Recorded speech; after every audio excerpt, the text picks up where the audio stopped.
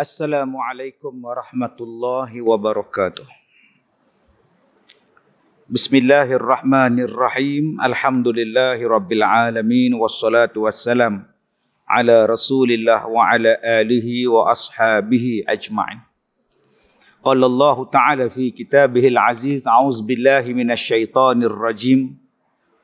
Ya ayyuhalladzina amanu awfu bil 'uqud. Sadaqallahul azim. Kita sambung kitab Muhimmah fil Ilmil Hadis. Kita sampai pada muka surat yang ke-34. Hai segala kaum perempuan, apa yang terlebih besar balak daripada penasihat baginya, jikalau tiada engkau mau menurut nasihat ini, maka bahawasanya sesungguhnya jika tiada redha dengan suaminya beristeri yang lain, maka terkeraslah datang balak padanya di dunia dan di akhirat, serta dengan beberapa kemaluannya pada besok hari. Maka berapa banyak daripada segala perempuan yang jatuh ke dalam murtad lagi kafir dengan mengikut hawa nafsunya yang tiada suka kerana bernikah suaminya akan perempuan yang lain. Dan maka meringatkan ia akan syariat yang tiada diharuskan oleh syarak, dan apabila meringatkan ia akan agama yang suci, iaitu agama Nabi Muhammad sallallahu alaihi wasallam, nescaya kufurlah dia. Baik. Yang pertama pada malam ini, di antara satu benda yang membawa kepada kufur ialah memperlecehkan, menghina, mengutuk agama Allah, agama Islam. Dan yang lebih malang sekali, orang Islam mengutuk agama dia sendiri. Mengata kepada agama dia sendiri, condemn agama dia sendiri. Tuan-tuan yang saya hormati, sebab itu ada beberapa ancaman yang akan sampai, yang telah sampai dan akan terus sampai, memberi ancaman kepada akidah umat Islam. Yang pertama, ancaman daripada golongan liberal. Golongan liberal ini akan mencari jalan macam mana nak menjadikan orang supaya tak ikut sepenuhnya Islam, atau mengikut kepahaman masing-masing. Golongan ini mempertikaikan setiap satu perkara yang melibatkan agama Islam. Daripada hukum, daripada peraturan, daripada sifat Rasulullah, daripada ajaran Rasulullah. Ini golongan liberal. Contoh dia apa? Nabi Muhammad sebelum dilantik menjadi Rasul, Nabi Muhammad beruzlah di Gua Hira. Maka mereka mengatakan bahawa Nabi Muhammad bukan suami yang baik. Tinggalkan isteri, tinggalkan anak-anak, dia pergi duduk dalam gua. Adakah ni contoh yang terbaik? Dia bawa pahaman ni, dia mai kepada kita. Suami yang baik di sisi isteri bukan duduk dalam gua. Maka banyaklah orang perempuan, orang laki-laki yang mempertikaikan Nabi Muhammad duduk dalam gua. Kemudian datang lagi pahaman yang nak bawa supaya hilang kepercayaan, penghormatan pada Rasulullah. Nabi Muhammad pergi menikah dengan budak perempuan 7 tahun, tinggal sekali umur 9 tahun. Akai mana yang kata boleh menikah dengan 7 tahun, duduk sekali bersama pada usia 9 tahun. Dia duduk main isu ni tiap-tiap hari supaya orang Islam benci dengan Nabi Muhammad. Kemudian dia bawa lagi pahaman liberal. Dia kata Islam ni tak adil. Laki-laki boleh menikah sampai 4. Perempuan tak boleh.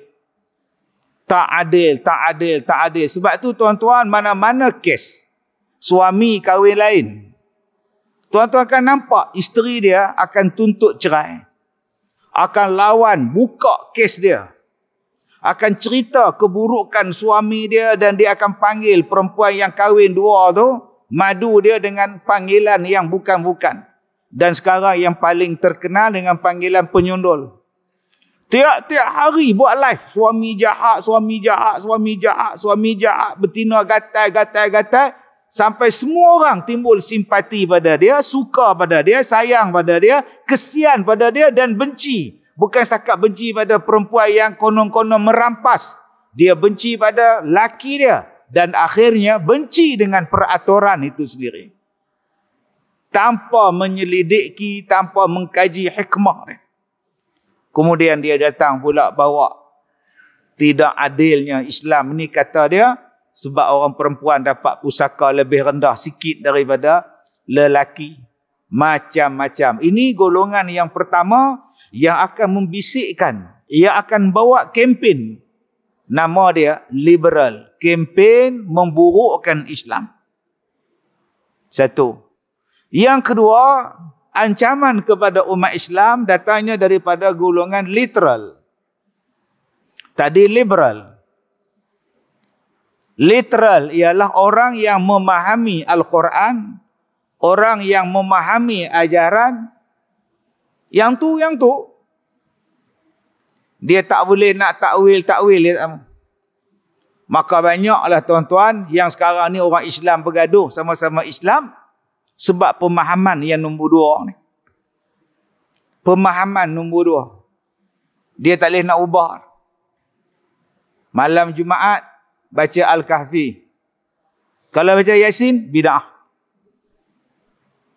Takkan tak boleh baca surah lain langsung?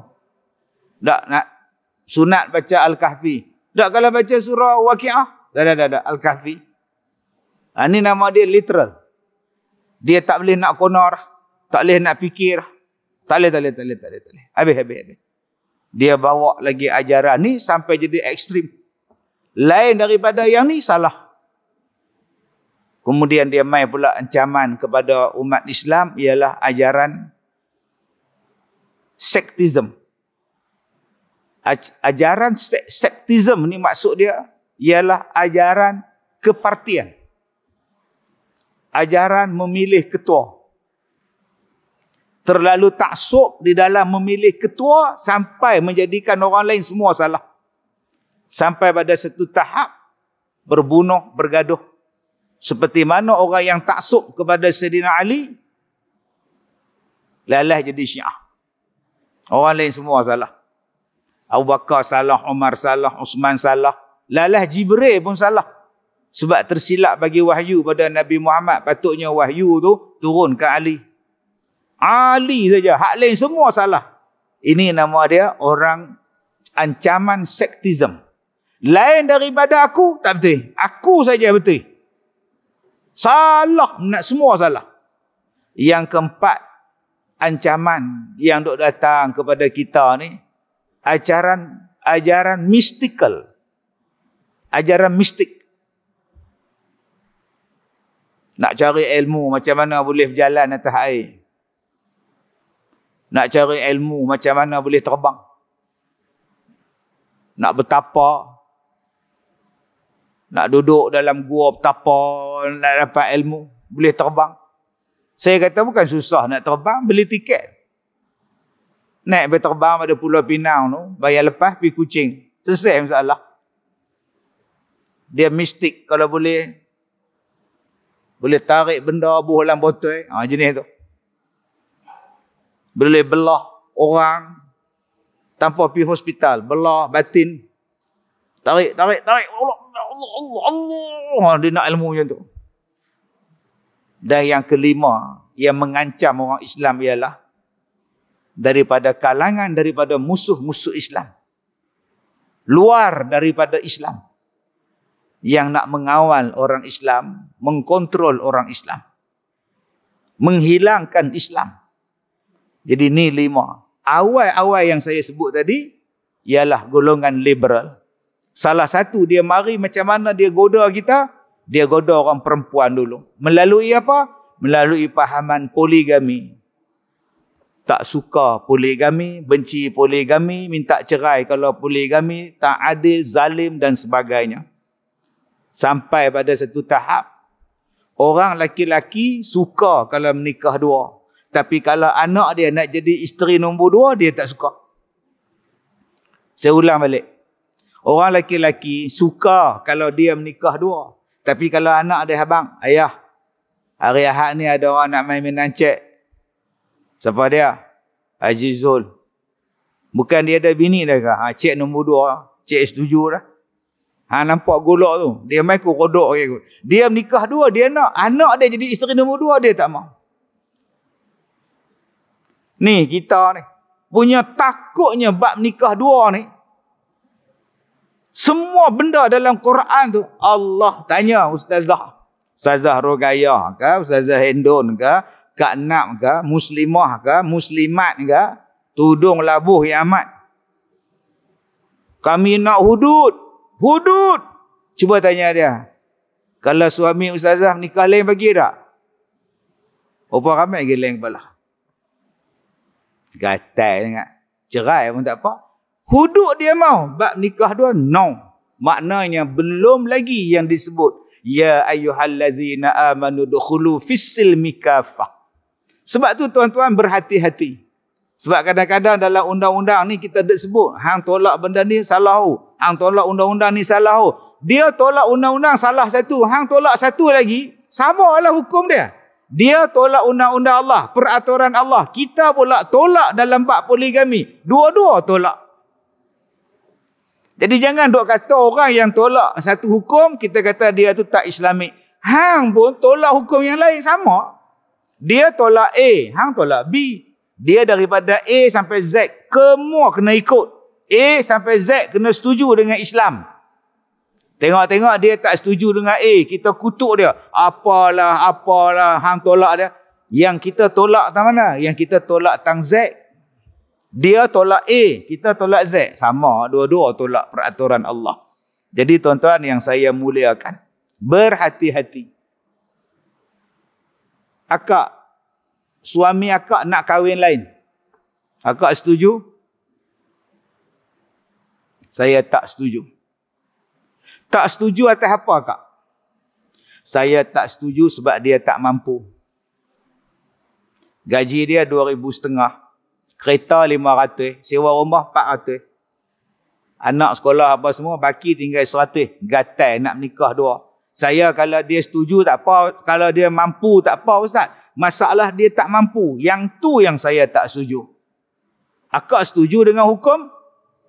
Hukum saya tak bantah kak. Ni ustaz, kak tak pernah bantah hukum. Yang kak tak setuju pada dia. Sebab dia tak mampu. Lain. Yang salahnya tak mana? Saya ni ustaz, dia mampu ke, dia tak mampu ke, saya tolak poligami. Saya tak setuju. Mati hidup balik pun saya tak setuju. Undang-undang ni zalim, peraturan ni tak sesuai. Zaman Tok Kaduk boleh, murtad cakap macam tu. Murtad. Kufur. Menolak, memperleceh, mempertikai peraturan Allah. Dia ada dua. Satu, tak setuju kepada suami sebab dia tak mampu. Yang tu tak jadi apa. Dia pun tak bagi nafkah kat saya. Dia pun tak bayar duit kat saya ustaz. Dia gatai nak tanggung anak orang. Kalau macam tu tak apalah. Dia ambil lah tu. Saya minta cerai pun tak apalah. Yang tu lain cerita. Ni hak cerita yang boleh jatuh kepada kufur ni. Saya bantah undang-undang ni. Saya tak setuju peraturan poligami. Saya bantah. Ni tak adil pada kaum wanita. Bila kau kata agama Allah bawa hukum yang tak adil, bawa peraturan yang tak adil, sesuatu yang diharuskan oleh agama Allah tak adil, maka kau boleh jatuh kepada kufur. Yalah ustaz, nikah dua mana adil? Pak Sekak tengok Madu 3. Pengaruh daripada filem tu menjadikan kita pandang jahat.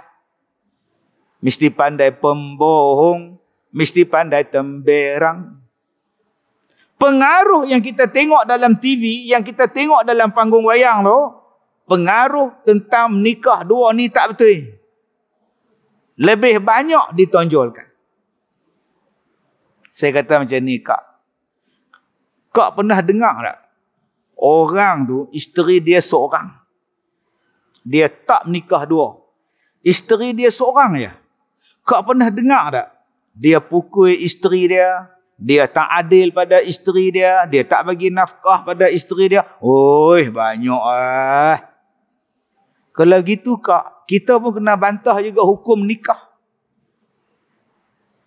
Sebab ramai yang hidup sengsara. Kak tak nak bantah nikah. Dia tak menikah 2-3. Dia pukul isteri dia buat macam-macam tak betul pada isteri dia. Kak pernah dengar tak? Dengar? Adil tak? Tak adil ustaz. Kalau gitu kak kena bantah. Tak mau menikah. Pasal apa yang nak bantah menikah 2? Padahal lagi ramai yang tak adil, padahal dia menikah seorang. Jadi janganlah hanya kerana ada orang yang tak berlaku adil di dalam satu perkahwinan, kau benci pada hukum. Jangan kerana benci pada satu orang, kau benci pada hukum. Bila orang yang tak betul buat, maka tak cantik perkahwinan. Bukan perkahwinan yang salah. Yang salahnya orang yang tak cantik itu. Tuan-tuan yang saya muliakan. Saya selalu cakap tentang perkahwinan. Orang nak ambil kereta punya lesen, kursus 5 jam. Dengar ceramah. Periksa komputer. Sekali baru dapat L. Sekali lagi pergi belajar. Berbelah-belah kali belajar. Kemudian test, baru dapat lesen. Itu nak dapat lesen memandu. Nak dapat lesen kontraktor, macam-macam kursus kena buat. Nak dapat lesen jadi doktor, nak dapat lesen jadi farmasis, nak dapat lesen sebagai cikgu sekolah, macam-macam kena kursus di IPG. Bayangkan tuan-tuan, nak dapat lesen sebagai suami, kursus berapa jam? Nak dapat title, kursus berapa jam? Nak dapat haji, 15 kali kursus. Nak jadi suami? Padahal nak hidup 30 tahun. Nak jaga anak, nak melahirkan anak. Sebab itu saya suka guna satu istilah. Orang sekarang bersedia untuk buat majlis kahwin, tapi tak bersedia untuk berkahwin. Kita hanya buat persiapan untuk majlis nikah. Sewa pelamin, dewan, makan, kad jemputan, tema perkahwinan, baju jenis apa, photoshoot di mana, bulan madu di mana. Dia hanya bersedia untuk sehari majlis. Tapi dia belum bersedia untuk tiap-tiap hari sebagai suami atau isteri. Yang ni yang kena ubah tuan-tuan. Supaya bersedia menjadi suami isteri. Bukan bersedia untuk majlis perkahwinan. Baik. Kemudian. Dan demikian pula perempuan yang mengiktikadkan aniaya pada barang yang diharuskan oleh Allah Ta'ala akan dia. Yang kedua, yang boleh jatuh kepada kufur, ialah apabila beriktikad bahawa ketentuan yang Allah bagi pada satu orang perempuan suatu kezaliman daripada Allah. Tidak adil kepada dia. Bila menganggap Allah tidak adil, kufur. Contoh, dia memahami adil itu ialah sama rata. Adil itu ialah sama rata. Kalau perempuan, kalau laki boleh jadi imam, perempuan pun nak jadi imam. Kalau laki-laki dapat 100, perempuan pun dapat 100. Ustaz, sama ya laki dan perempuan. Kenapa dibezakan? Sama tak? Mana sama? Tandas dengan perempuan dengan laki pun tak sama. Kalau kata sama, tu sah ada tandas perempuan laki. Unisex toilet. Semua boleh masuk. Pasal apa perlu ada tandas lelaki? Pasal apa perlu ada tandas perempuan? Pasal apa perlu ada bah lelaki, bah perempuan? Pasal apa mesti ada train coach? Kereta api punya coach untuk perempuan, warna pink. Yang ni untuk lelaki. Kenapa ada kaunter untuk perempuan, ada kaunter untuk lelaki? Dah kata perempuan dengan lelaki sama. DNA pun tak sama, kromosom XY pun tak sama. Yang belajar sains di sini, dia belajar X itu untuk siapa? Y itu untuk siapa? Gen Y, Gen X itu untuk siapa? Tak sama. Dia takkan sama. Jadi kalau kita mengatakan bahawa adil itu ialah sama. Tak. Adil maksudnya ialah meletakkan sesuatu pada tempatnya. Contoh. Ada orang pertikai. Jadi orang jantan seronok. Pusaka dapat lebih. Kami ni orang perempuan dapat kurang. Tak tahulah. Hujung tu tak tahulah. Maksud makcik tak tahulah tu siapa hak tak betul. Dah lah tak kata siapa lah. Tapi tu dia lah. Mereka lebih, kita kurang. Tak tahulah cakap sikit lagi kata kapir pula. Payah lah. Makcik, di dalam agama, makcik tak boleh tengok satu benda. Makcik kena tengok overall. Baru boleh jatuh hukum. Kalau makcik tengok satu benda, memanglah makcik kata tak betul. Laki dapat satu, perempuan dapat setengah. Tapi makcik tahu kenapa hak laki-laki lebih. Sebab dia kena tanggung perempuan. Kalau kak dia janda, dia kena tolong kak dia. Kalau adik dia laki mati, dia kena tolong adik dia hak laki mati tu. Dengan anak yatim, adik dia punya anak tu pun dia kena tanggung. Kalau mak dia susah, bapak dia susah, anak jantan kena tolong mak pak dia. Kalau adik perempuan dia nak kahwin, pak pula mati, mak pula mati, tak ada siapa nak buat kenduri kahwin, belanja kahwin adik tu, abang kena tengok. Kalau adik tu nak sambung belajar, abang tu kena tolong. Bukan boleh bagi RM50 je, abang tambang naik bah. Abang tu lah kena turun pak menakan dia. Tak pun abang kandung dia, kena bawa adik dia pergi Kuala Lumpur, tengok asrama duk tang mana, belanja duit pokit semua. Sebab tu dia dapat lebih, hak perempuan tak wajib. Kalaulah laki-laki komplain kak lagi banyak. Kak hanya komplain, pusaka perempuan sikit, laki-laki banyak.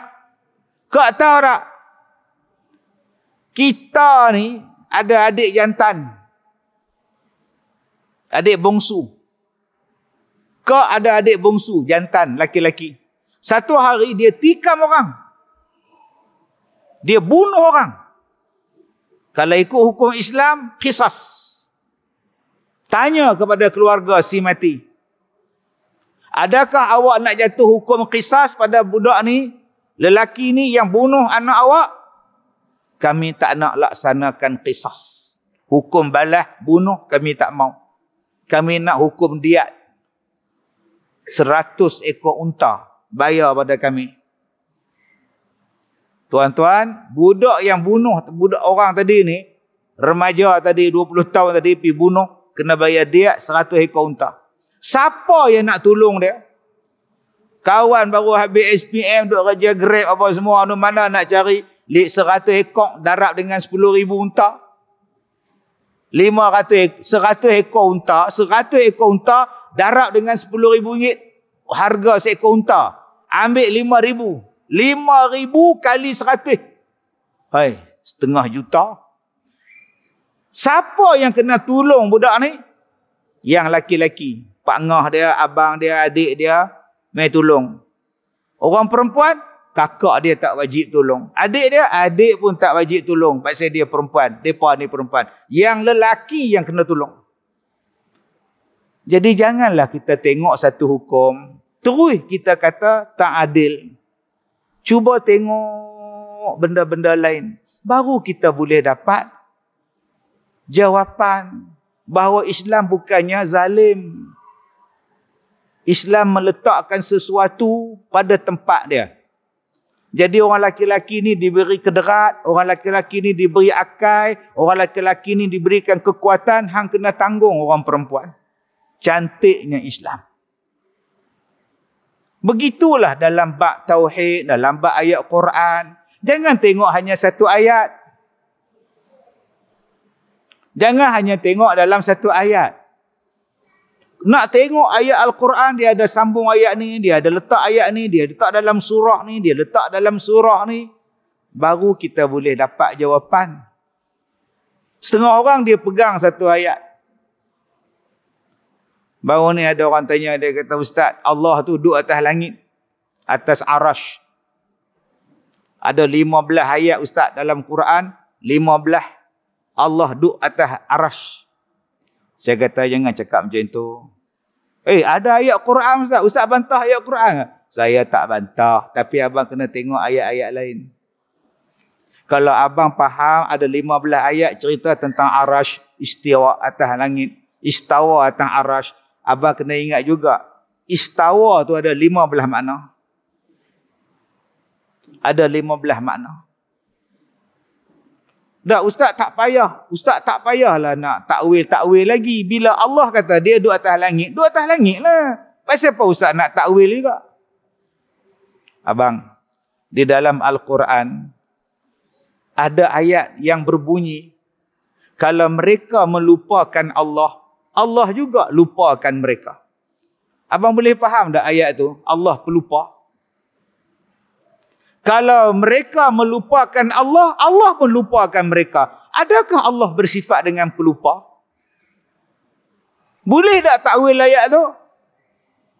Kena faham apa makna Allah lupakan mereka. Adakah Allah pelupa? Dalam hadis yang lain, kamu tak nak ziarah aku ke? Ziarah aku dalam hadis Qudsi. Kamu tak nak ziarah aku? Aku sakit. Adakah Allah sakit? Rupa-rupanya menziarahi orang yang sakit, yang soleh, yang sabar. Dahlah sabar, dahlah soleh, sakit pula. Allah bersama dengan mereka. Maka kalau kamu ziarah mereka tu, macam kamu ziarah Allah. Nak takwil macam mana? Janganlah turi kata Allah tu duduk. Duduk ni, dia ada kaedah. Macam saya sekarang duduk atas kerusi ni. Ni duduk. Bila saya duduk, saya mesti menghadap. Belakang saya macam mana? Tepi saya lagu mana? Depan saya lagu mana? Bila duduk, dia ada had. Dia ada tempat dia. Takkan Allah ada had? Allah tidak ada had. Kalau duduk macam ni, duduk adalah duduk. Takkan Allah duduk macam ini? Kamu lupa dalam surah Al-Ikhlas, walam yakul lahu kufuwan ahad. Allah tidak sama dengan sesuatu, tak ada satu pun serupa dengan Tuhan. Yalah, dah Allah kata duduklah, macam mana duduk kita tak tahulah. Itu salah dia. Tak boleh nak sebut satu benda hanya berdasarkan pada satu ayat. Tengok kepada ayat yang lain. Laisa kamislihi syai'. Allah Ta'ala tak sama dengan sesuatu. Bila engkau dah kata Allah dah sama, engkau dah memakhlukkan Allah. Tuan-tuan yang saya muliakan. Sebab tu, di dalam kita belajar sesuatu perkara, janganlah hanya tengok pada satu benda. Setengah orang, suami dia mati. Ni suami dia. Ni isteri dia. Ni anak perempuan dia. Suami mati, tinggal isteri balu, tinggal anak perempuan.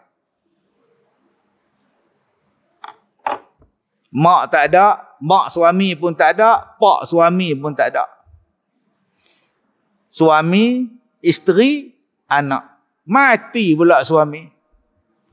Mati pula bapa dia pun dah mati, mak dia pun lama dah mati. Harta ada, rumah, kereta, tanah, bendang semua ada. Siapa yang boleh dapat harta si mati ni? Nombor satu, yang dapat harta, balu dia. Nombor dua, yang boleh dapat harta, anak perempuan dia. Anak laki tak ada. Marilah abang dia. Abang si mati. Mari kakak dia. Mari adik si mati. Adik ipak dia mai, abang ipak mai, kak ipak mai. Ni kami nak kira bicara ni. Nak tengok buku akaun dia. Nak tengok harta dia, bayaran apa semua ni. Nak tengok lah hutang piutang dia. Pasal apa abang dengan kak nak tengok ni? Kami layak dapat pusaka. Pasal ayah tak ada dah, mak tak ada dah, dia pula tak ada anak lelaki. Kami boleh masuk? Tak pasal apa abang-abang, akak-akak semua nak masuk? Ni suami saya. Kami beli tanah, dia beli tanah semua. Hak saya dengan anak saya lah. Itu kata hang. Kata hukum, kami dapat juga. Ada satu perempuan bila suami dia mati dan dia tak ada anak. Mak pak suami pun dah mati. Dia telefon saya. Ustaz boleh cakap? Boleh. Ustaz tahu kan suami saya meninggal kemarin? Tahu. Ada masalah apa? Ustaz bolehlah jumpa dengan pegawai bank, pengurus. Ya. Kalau boleh saya nak buat keluarlah duit suami saya tu, arwah tu. Saya dah pergi jumpa dah dengan pengurus bank. Dia tak bagi. Dia tak boleh. Jadi Ustaz kenal dia kan? Kenal. Boleh tak Ustaz pujuk dia? Saya nak pakailah duit tu. Pasal apa nak pakai? Duit tu bukan duit akak. Tu duit abang, duit kak dia, duit akak sikit, duit depa sikit. Saya tak mau campur. Dah nak minta tolong Ustaz. Tak mau. Saya tak boleh tolong benda-benda yang salah. Kak pun tak boleh buat keluar duit. Tu bukan duit kak. Okey. Mai abang dia. Mai arwah punya abang, arwah punya kakak mai. Abang kandung ni, kakak ke adik ke siapa ni, adik ke abang dia hak tadi ni mai. Jangan duk seronok sangat nak ambil harta ni. Yang abang dapat harta si mati ni, pasal apa? Pasal dia ada anak. Apa makna dia? Abang secara tak langsung bang, abang kena tengok anak menakan abang tu. Ni anak yatim ni, satu hal. Dia nak sekolah, abang kena tengok belanja dia. Dia susah, dia miskin, dia sakit, dia melarat. Abang kena tengok. Pasal apa? Pasal abang dah ambil harta bapak dia. Tak. Yang tu bukan masalah dia Ustaz. Masalah dia apa pula? Abang ingat budak ni, mak dia ke 100% kena tanggung? Abang ingat anak menakan abang tu, mak ni akan kena 100% tanggung? Tak abang oi. Kita waris dia. Punya kuat waris dia, abang sampai dapat harta arwah bapak dia. Tiba-tiba bila budak ni sakit, abang tak bagi duit pada mak dia pun ubat. Abang tak bawa pun pergi hospital, pada harta tu abang dapat. Lagi nak senang, abang hantar anak yatim ni pula pergi asrama anak yatim. Banyak cantik abang. Ada anak saudara yatim pergi hantar rumah anak-anak yatim. Hari Sabtu Ahad duduk depan bank. Duduk jual bam. Anak menakan aku tu. Aku takkan serah pada rumah anak yatim. Duduk dengan aku pun tak apa. Duduk dengan dia boleh mok lantai. Ada juga jenis tu. Duduk dengan dia boleh basuh pinggan. Jadi hamba pula. Dia bukan hamba kita. Dia anak yatim. Anak daripada arwah adik hang. Hang kena tanggung dia. Jadi janganlah kita pandang serong kepada undang-undang dan peraturan Allah tanpa kita mendalami kenapa Allah perintahkan macam itu. Ada orang tanya, dia kata, Ustaz, saya bukan tolak Ustaz, tapi saya macam tak boleh terima lah Ustaz. Saya tak boleh terima Ustaz, Nabi Muhammad menikah dengan Aisyah 9 tahun. Saya jenuh Ustaz. Saya jenuh nak masuk tapi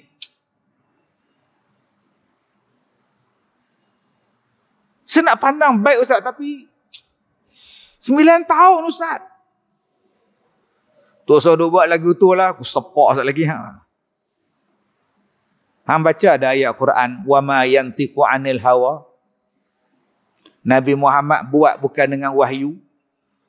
Nabi Muhammad buat bukan nafsu, melainkan wahyu. Nabi Muhammad buat sesuatu bukan nafsu, melainkan dengan wahyu. Nabi Muhammad bukan buat ikut nafsu, melainkan wahyu.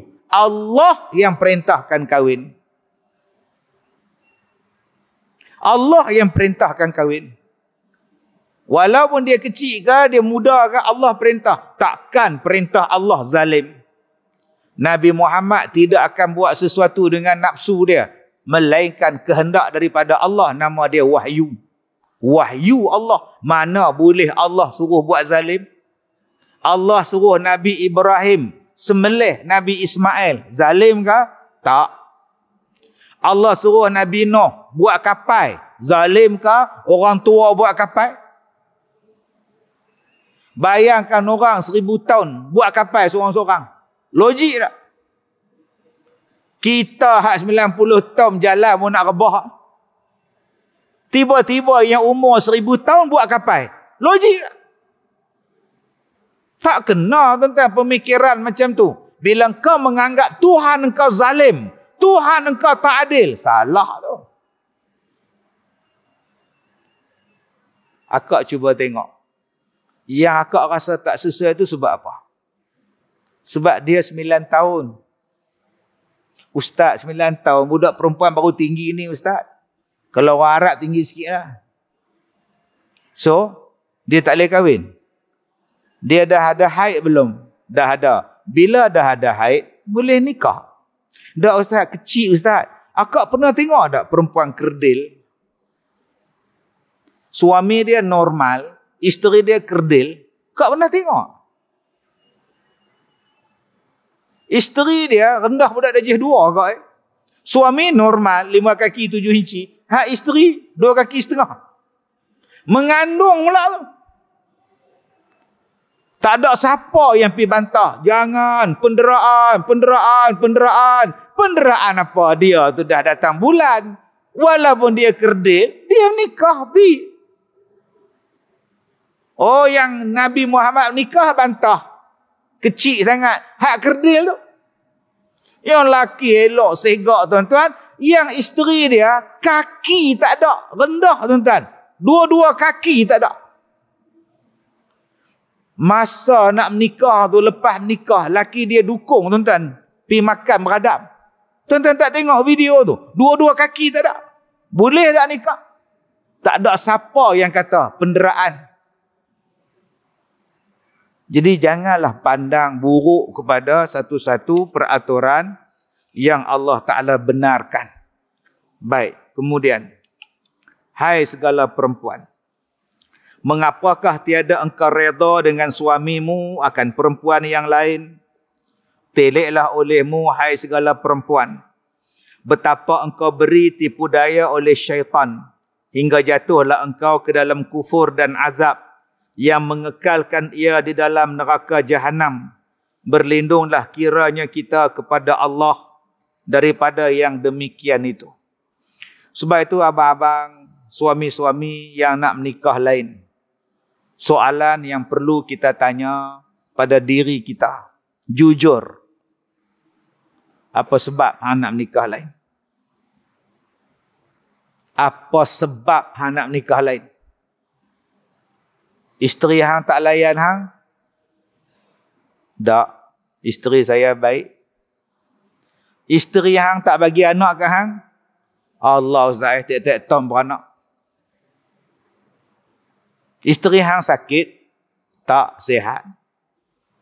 Isteri hang tu jahat mulut? Baik Ustaz. Dia bisu, dia tak cakap apa Ustaz.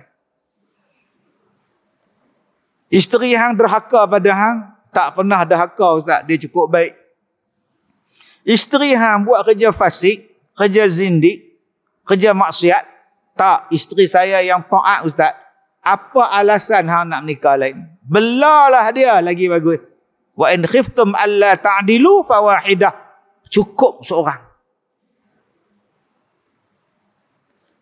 Janganlah kita hanya nampak, tengok ni, Islam bagi nikah dua. Sian kat kami orang perempuan. Kak, baca ayat tu sampai habis kak. Allah kata kalau kamu takut tak berlaku adil, seorang cukup. Bukan dia suruh terus menikah. Janganlah ambil ayat tu. masna wa thulatha wa ruba' tu. Bacalah sampai habis. Wa in khiftum alla ta'dilu fawahidah.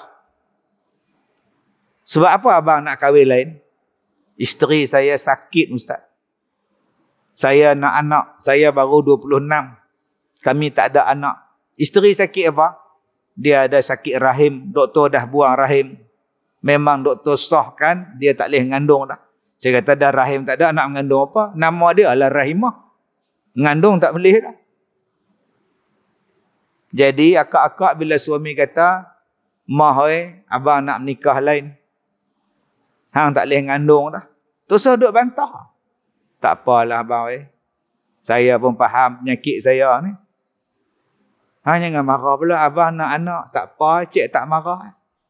Saya kena jual pula, tak apa. Abang nak menikah pasal apa? Isteri saya nusyus, Ustaz. Dah 2 tahun dia tak balik. Dia duduk rumah bujang. Duduk pula satu kawan pula, kawan-kawan dia, Ustaz. Saya tak tahu, Ustaz. Saya pergi rumah dia. Hak pengkit pun ada. Hak tomboy pun ada. Dia pun duduk cokong sekali dalam tu. Saya panggil balik, tak mau balik, Ustaz. Saya pun dah 2 tahun hidup macam orang susah ni. Makan tak tentu hala, anak-anak tak tentu hala. Saya perlukan isteri lagi seorang, Ustaz. Nak jaga anak-anak saya. Isteri saya tak balik apa payah, Ustaz. Pilih menikah. Abang, tak siapa abang nak menikah lain? Saya nak menikah lain, Ustaz.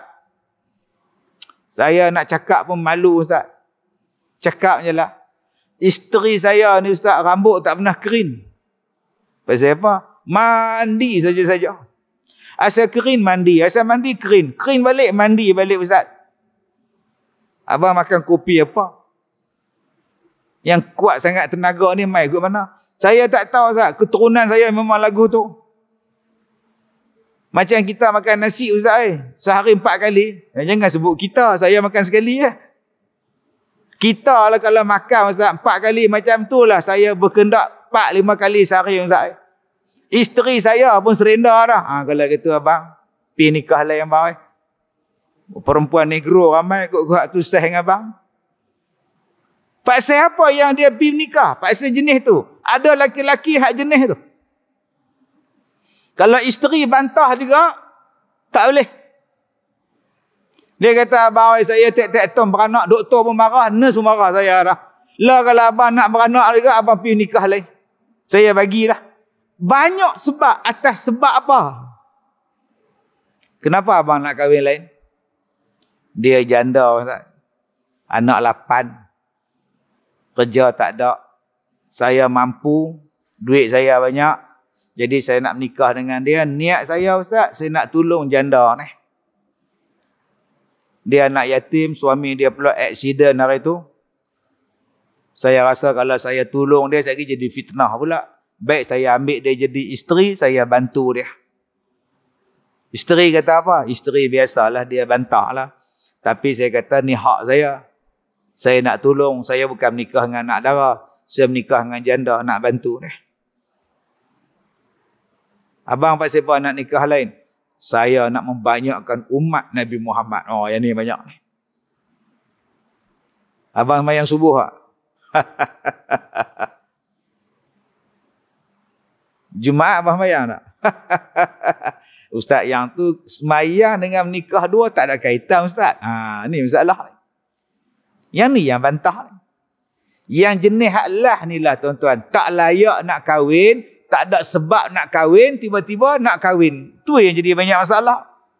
Agama tak ada, ilmu tak ada, penghayatan Islam tak ada, tiba-tiba nak menikah. Yang ni lah yang memburukkan nama Islam di mata orang lain. Dengan sebab dia tak layak menikah, tak ada sebab nak menikah, tiba-tiba pergi menikah, buat kezaliman pada hak nombor 2, buat kezaliman pada yang nombor 1. Baik, kemudian. Hai segala kaum perempuan, adakah bagimu kuasa mensabar atas panas api neraka jahanam? Atau yakinkah engkau bahawa dimasukkan engkau ke dalam syurga? Tiada sesekali yang demikian itu. Kamu takkan sabar. Kamu takkan boleh sabar.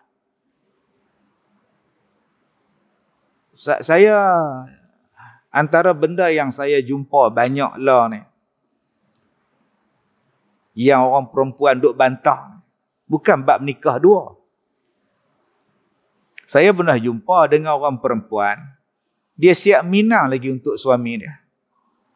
Bukan seorang, 2 orang isteri dia minang untuk suami dia. Saya dah sekarang ni, dia suruh nikah lagi. Abang, pilih nikah lah yang baik. Malas layan abang. Tak larat lah. Dia suruh lagi. Tapi yang saya banyak jumpa, orang perempuan yang bantah iddah. Yang ni banyak tuan-tuan. Iddah mati suami. Sampai dia jumpa saya, dia kata, Ustaz, iddah ni, dia adat Ustaz. Iddah adat. Iddah adat. Maksud aja? Adat lah. Nak buat-buat, tak membuat sudah. Hei, saya kata bukan macam tu je. Iddah ni satu benda yang wajib orang perempuan ikut. Iddah mati suami ke, iddah bercerai hidup ke, dia ada iddah dia. Tak, suami saya mati. Kami kahwin 25 tahun. Suami saya mati. Duk tepuk tangan macam ni. Macam ni. Hak saya duk buat ni macam tu. Takkan suami saya mati, saya tak boleh pergi hantar pergi kubur. Saya, dia cakap no brain. Saya tak boleh fikir. 25 tahun kongsi hidup. Tiba-tiba bila laki mati, orang tak bagi saya pergi tengok kubur waktu pengkebumian dia. Apa ni? Bukan saya kata je. Ajar, Kak, ni hukum. Masa sakit, Kak tengok tak dia? Tengok. Masa mandi mayat, Kak tengok tak mereka mandi mayat? Tengok. Masa kapan mereka bagi tengok tak? Tengok, saya cium pergi Ustaz. Kak semayang tak mayat dia? Tadi kemarin tak semayang lah, Kak uzur. Tak, kalau Kak tak uzur, Kak boleh semayang tak? Boleh. Kak dah tengok dia, Kak dah jaga dia waktu sakit, Kak dah mandikan mayat dia, Kak dah kapan dengan Tok Imam kapan. Jadi, waktu pergi kubur, tak payahlah hantar. Kak dalam iddah.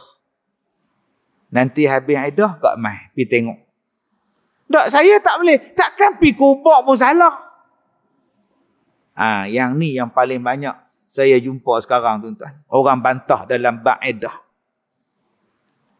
Ustaz, suami saya mati. Innalillahi wa inna ilaihi raji'un. Seminggu dah. Soalan, ni anak-anak nak ambil Kak lah, nak buat pergi Putrajaya. Pasal apa? Ni Kak duduk seorang. Jadi mereka takutlah apa-apa kan. Tu yang mereka nak ambil lah. Nak duduk di Putrajaya 2 minggu. Lagi main rumah anak dekat Seremban 2 minggu. Giliang-giliang lah. Kak dalam iddah Kak. Tak, Ustaz faham tak? Kak duduk seorang. Kak sakit ke? Tak sakit, Kak sihat. Jiran-jiran Kak ada tak? Ada. Depan rumah tu abang kandung, belakang adik. Kalau gitu Kak duduklah di rumah suami Kak. Yang suami Kak mati, situlah Kak habiskan iddah. Dah anak-anak nak ambil pergi duduk sekali. Kak iddah. Kak habiskan iddah dalam rumah Kak. Tak, Ustaz faham tak? Anak-anak Kak takut Kak tinggal seorang. Saya faham. Yang tak faham Kak. 4. Ada yang telefon saya, Ustaz. Saya suami mati. Dah masuk 2 bulan. Okey. Ni saya ni ada kursus MLM punya lah. Saya meniaga lah MLM ni. So, jadi mereka buat ni apa macam usul taklimat mesyuarat apa semua lah. Jadi mereka panggil Kak sekali lah pi. Boleh pi tak? Kak dalam iddah. Dah, Ustaz faham tak? Faham. Kak tak boleh pi. Habis iddah Kak pi. Tak lama Kak 4 bulan lebih. Dia punya tak setuju tuan ni. Sampai ada yang kata, Ustaz, berlumuk lah kami duduk dalam bilik. Berlumuk, dia kata. Saya kata, Kak bukan duduk dalam bilik tak keluar macam zaman jahiliah dulu. Zaman jahiliah dulu, kalau suami mati, setahun tak mandi. Tu iddah dia tu. Setahun tak mandi. Setahun tak gosok gigi, tak sikat rambut. Setahun tak boleh keluar dari bilik, makan pun orang suruh lah. Tak boleh bercampur dengan orang, tak bercakap dengan orang, duduk diam. Dan kalau umur dia panjang, cukup setahun. Dia kena ambil tai unta tu, lumuk satu badan dia, baru dia boleh keluar, lempar tai unta tu jauh-jauh. Konon-kononnya buang sial. Paksa laki dia mati. Rasulullah datang bawa ajaran Islam. Adat macam ini punya hukum tak ada dah. Orang perempuan yang mati suami boleh mandi, boleh potong kuku, boleh sikat rambut, boleh gosok gigi. Orang perempuan yang mati suami boleh dia nak pergi kerja, dia cikgu sekolah, tempat kerja dia cikgu sekolah, pergi sekolah balik. Tak salah pada dia. Tak salah pada dia pergi bank nak uruskan pusaka laki dia. Nak sign sana, sign sini, pergi. Tak salah pada perempuan yang iddah nak dapatkan rawatan. Dia sakit, duk hemodialisis minggu 3 kali. Silakan. Tak salah pada orang perempuan yang dalam keadaan iddah. Tak boleh, tak dapat dah. Tak ada siapa yang nak beli makanan pada dia. Maka terpaksalah dia keluar pergi cari makanan sak, dah dia balik pasal tak ada orang dah. Dan iddahnya 4 bulan lebih, bukan setahun. Dan dalam tempoh itu, kalau dia duduk dengan mertua, kalau dia duduk dengan mertua, suami dia mati, mertua tu tak boleh halau dia. Sabar ya, laki hang dah mati, anak aku dah mati, hang baliklah rumah mak hang. Mak ngah tak boleh halau dia. Yalah, laki dah tak ada, duduk sini siapa lagi? Pasal dia menantu mak ngah. Yang kedua, sebab dia iddah kematian suami. Paling afdal, perempuan yang kematian suami, iddahnya di tempat suami dia meninggal. Maksud dia ialah di rumah mereka. Kebetulan mak ngah ni duduk dengan menantu, duduk dengan arwah anak mak ngah. Maka biarlah dia habiskan iddah di rumah ni. Sebagai bentuk penghormatan kepada orang perempuan. Hormat kepada dia. Jangan kacau dia. Bagi perlindungan pada dia. Bagi makan pada dia. Bagi pakai pada dia. Siapa dia? Mak mertua ke? Pak mertua ke? Abang dia ke? Kakak dia ke? Tapi dengan sebab tak memahami iddah, dia bantah. Dia lawan. Dia kata, kalau saya tak mengikut, Ustaz nak kata apa? Saya tak mau kata apa. Saya nak kata apa? Tuan-tuan pernah jumpa orang yang pakai iddah, gelang mah sampai ke siku, rantai mah penuh di tengkuk, cincin ni penuh, segala mak nikah, harta benda dia pakai. Saya tegung. Saya kata, Hajah, orang perempuan yang mati suami tak boleh berhias. Saya mengaji dulu, bila mati laki kena pakai lawa-lawa. Hang mengaji tang mana? Jadi akak-akak, pergilah belajar persiapan menghadapi iddah. Buat ceramah. Buat ceramah. Tajuk ceramah panggil ustazah mengajar. Apa yang boleh dalam iddah. Do and don't ke dalam iddah. Pergi buat ceramah. Laki-laki pun begitu. Bagi faham. Kadang-kadang kita tak ambil berat tentang bab iddah. Adik ipar kita mati, kita panggil adik kandung kita, main duduk dengan kita. Tinggal rumah dia. Kadang-kadang anak tak faham. Bila mak, ayah mati, kita panggil mak main duduk dengan kita. Boleh mak jaga anak kami? Elok. Jadi buat kursus 1 hari. Bagi jelas sejelas-jelasnya apa yang boleh dan apa yang tak boleh di dalam iddah. Baik, yang terakhir. Tidakkah engkau takut, hai segala perempuan, akan azab dan seksa api neraka? Maka jikalau engkau syak, cubalah olehmu dahulu akan api dunia. Sementara belum datang lagi api neraka Jahannam. Kuasakah kamu sabar ataupun tidak? Maka bahawa sesungguhnya api neraka Jahannam itu terlebih panas dan keras siksaannya daripada api dunia ini beribu kali ganda. Jadi kalau kita duk bantah perintah Allah, bantah hukum Allah, sebelum nak rasa api neraka tu, pergi rasa dulu api dunia. Kok-kok hang boleh tahan? Pegang air hangat pun melecuk. Pegang cerek panas pun, bayangkan tuan-tuan dibakar. Sebab tu ada beberapa warna yang Nabi suka. Ada beberapa warna yang Nabi tak gemar. Warna yang Nabi suka putih. Warna yang Nabi suka warna hijau. Ada yang warna yang Nabi tak suka. Merah kehitaman. Sebab tu warna api. Merah gelap. Kita nak sebut apa? Merah apa? Bukan merah menyala macam abang kita. Warna merah hitam. Takut tuan-tuan. Bila sebut hak neraka pun, Nabi tak mau. Nabi ajar kita satu cara hidup yang betul-betulnya. Tuan-tuan bayangkan. Meletakkan senjata macam orang Yahudi letak pun Nabi larang. Sahabat-sahabat datang dengan Rasulullah. Jumpa pokok yang rendang.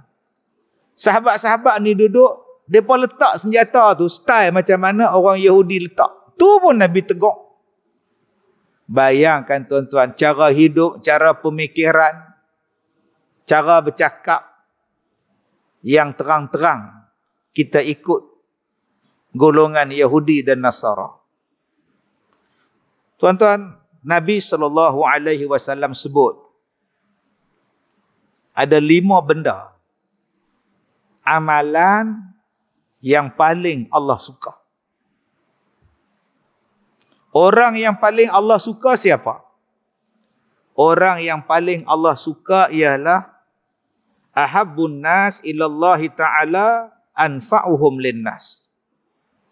Orang yang paling Allah suka, orang yang memberi manfaat pada orang lain. Orang ni paling Allah suka.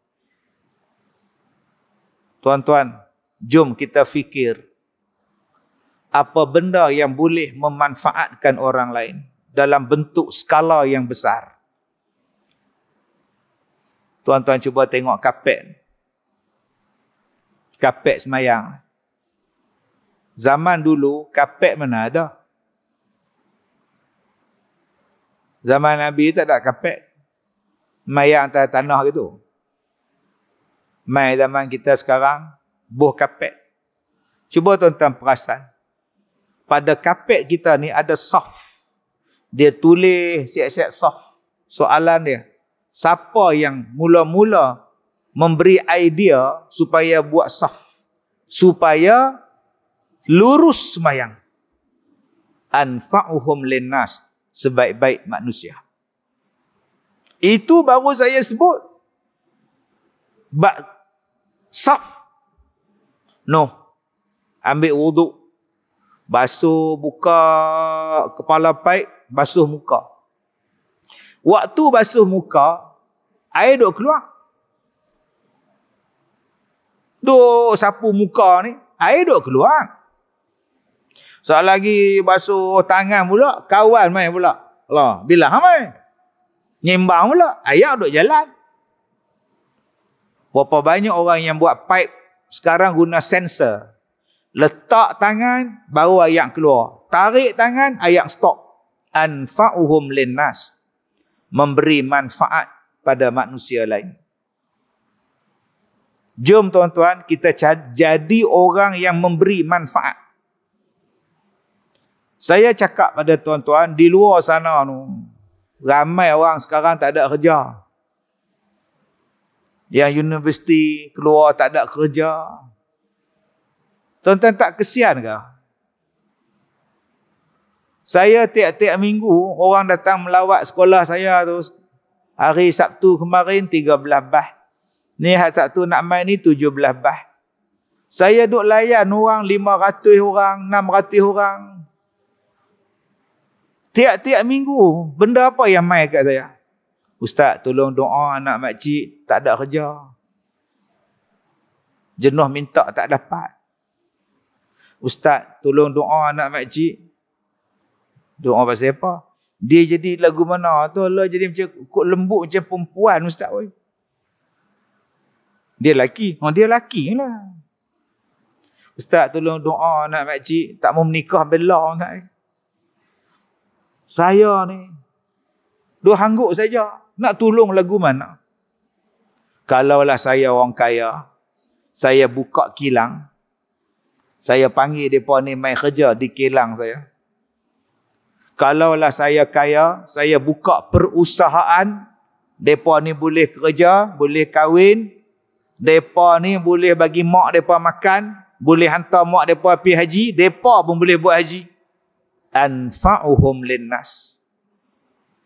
Jom kita jadi macam mana nak tolong orang. Memberi manfaat pada orang lain. Satu. Siapa manusia yang paling Allah suka? Orang yang memberi manfaat pada orang lain. 5. Apakah amalan yang paling Allah suka? Tadi, orang yang paling Allah suka. Dalam sambungan hadis ni tuan-tuan, Abdullah bin Umar kata, Rasulullah abang, ada 5 amalan yang Allah Ta'ala suka. Wa habbul a'mal ilallahi ta'ala sururun tudkhiluhu ala muslim. Orang yang paling bahagia ialah, yang paling Allah suka ialah amalan sururun tudkhiluhu ala muslim. Dia membawa kegembiraan, dia membawa keseronokan, dia membawa kebahagiaan bila dia jumpa dengan orang Islam. Jumpa-jumpa tu tasurrun nazirin. Tengok pun seronok. Berapa ramai kita ni tuan-tuan ahli masjid. Bila tengok orang masam.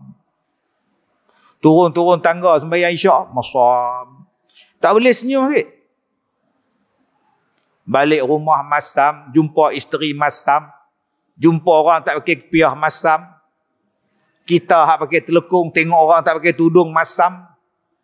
Nabi kata amalan yang paling bagus ialah sururun tudkhiluhu ala muslim.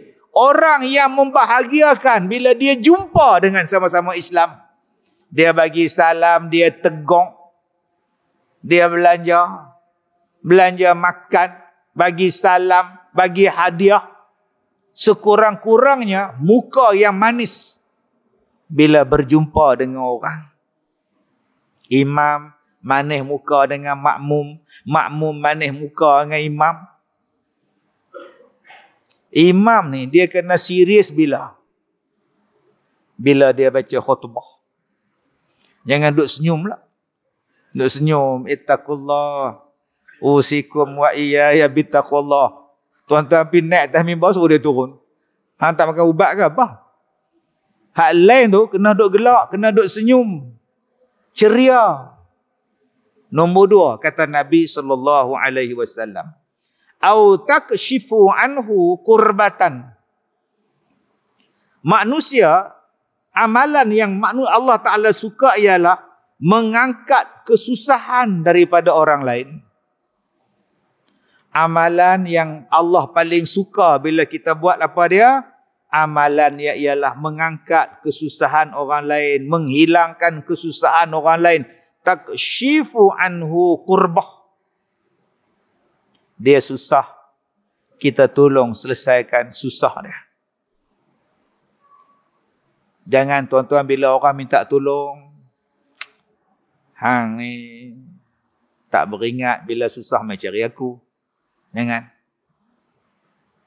Pak Ngah nak minta pinjam kereta, besok nak hantar anak pergi universiti. Aku nak pakai. Takkan 4 kereta Pak Ngah pakai kot. Tak aku kata aku nak pakai. Tak apa. Yang terbaik. Anak nak pergi mana? Temuduga UiTM. Anak kereta apa? 4 nak pakai lah. GTR ada. Volkswagen ada. Pilih lah. King pun ada. Pakai. Pergi lah. Minyak ada. Aku bagi minyak. Itulah amalan yang nombor 2 paling Allah suka. Mengangkat kesusahan orang lain. Nombor 3, amalan. Au taqdi anhu dainan. Yang ketiga, amalan yang paling Allah suka. Orang yang tolong membayar hutang orang lain. Kita masuk kedai runcit. Tokek kedai duduk geleng. Tak pernahnya bayar hutang. Apalah. Kenapa Pak Mat? Tuhan nampak dul. Aku tak bagi barang kat dia. Kesian susu anak lah. Lampin anak lah. Tapi dia tak nak bayar. Hai, tanya bila nak bayar. Tunggulah dapat duit. Tapi bila? Berapa hutang dia Pak Mat? RM102. Tak apa. Saya tolong bayar. RM100. Yang RM2 Pak Mat tolong bayar. Betul ke ni Din? Betul. Tapi Pak Mat jangan habang kat dia. Saya tolong jelaskan. Kalau 1,000 saya tak mampu lah. Setakat 100 apa sangat. Semalam saya kena nombor ekor 4,000. Tak apalah. Astaghfirullahalazim. Patut nak sedekah pun kena nombor ekor. Tak? Oi, tuan-tuan kalau boleh bayar hutang orang. Allah. Tu yang saya habaq pada tuan-tuan. Dia hutang alung. Perempuan. Buka sekolah tadika. Dia telefon saya, mai jumpa saya. Saya ingat nak apa, nak minta 500. Alung dah mai cat dah rumah dia, mai simbah dah. Tolonglah ustaz oi. Mak saya lari, bapak saya tak mau tolong, laki saya pun tak balik-balik dah. Depa duk hambat saya. Tak apalah kak saya bayar 500.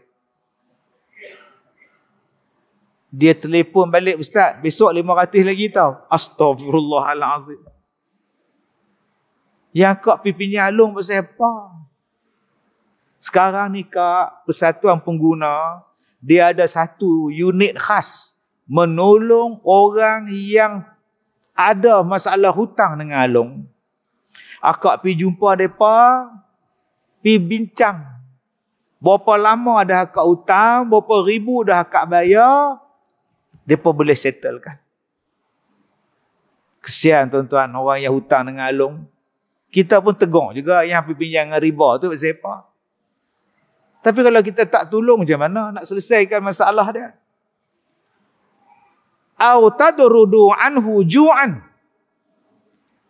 Yang keempatnya ialah orang yang amalan suka menghilangkan kelaparan orang lain.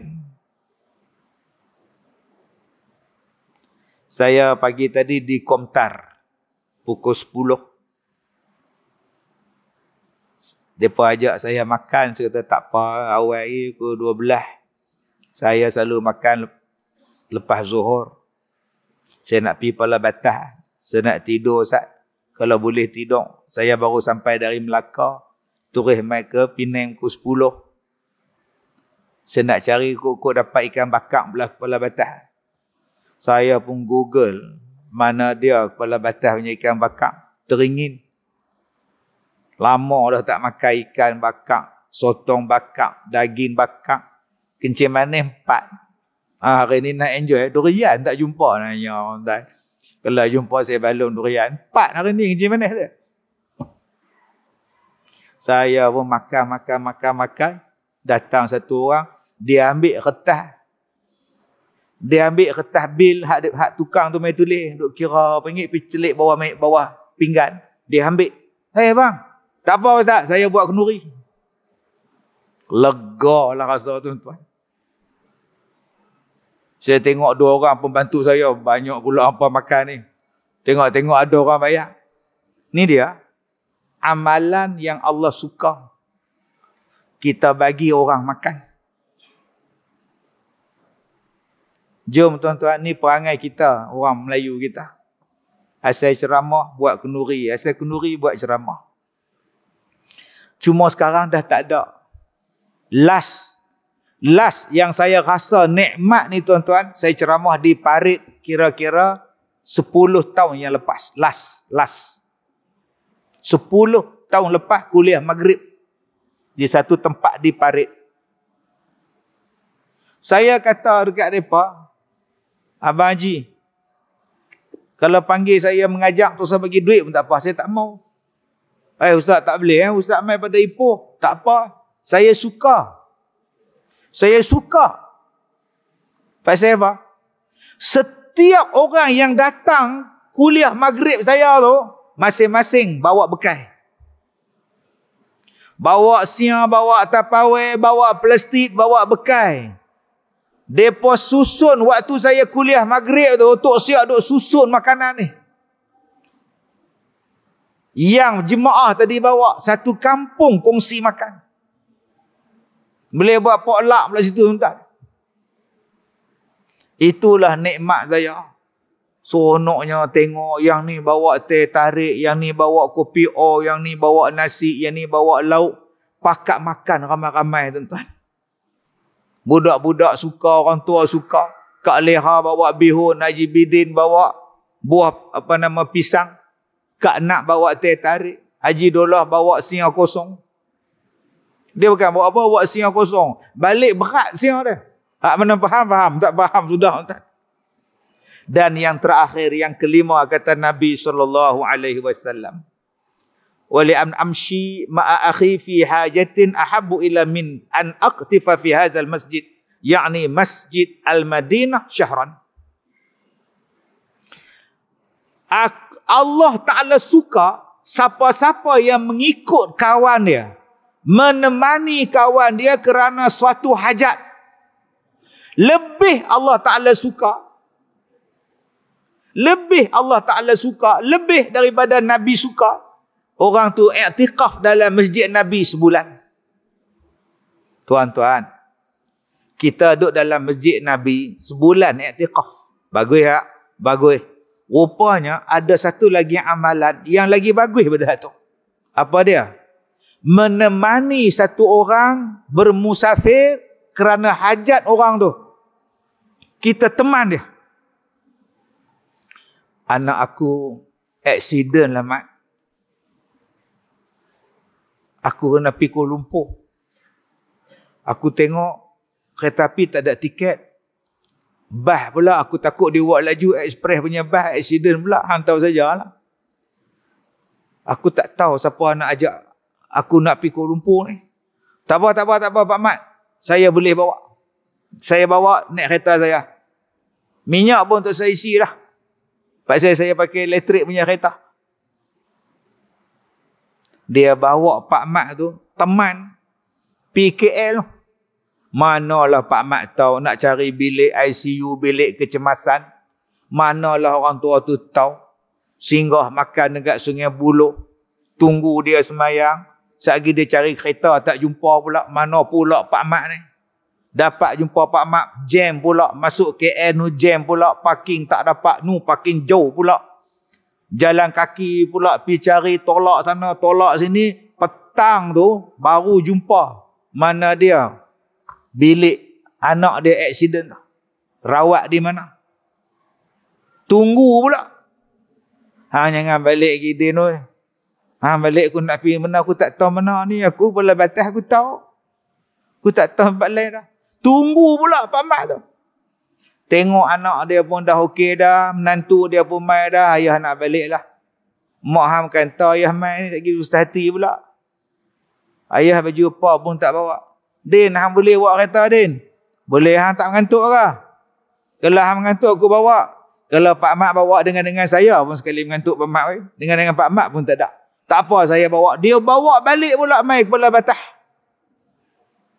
Orang yang macam ni punya amalan, lagi Allah suka, lagi Nabi suka daripada duduk dalam masjid sebulan i'tikaf. Jadi tuan-tuan, kalau ada orang berhajat, ajak kita berjalan, minta tolong teman, pergilah teman dia. Kawan dengan dia.